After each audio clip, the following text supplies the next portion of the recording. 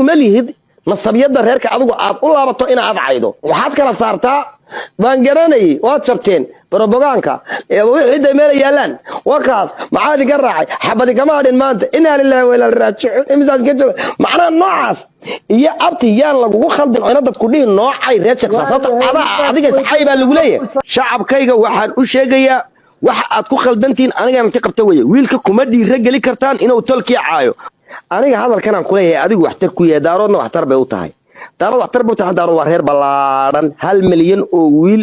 oo waxay leeyihiin tuulo oo duubiyo oo ciday rabaan eed ka gali kara waxayn kara xaqna u leh adiga daaroodna xaq uma ay laha adiguna xaq uma leh daarood xaq uma ay laha wiil ay abti u yihiin oo inay soo dhisaan oo sharfaan oo bari magac u yeeshay ay rabaan inay ku dhiira galiyaan nasabiyada reerka uu ka soo jeeday waa inay ka habqabtaan dhan adigu xaq aniga nagu daa abta gadaal mar adigu anaga calaabayni yan laga kacaayni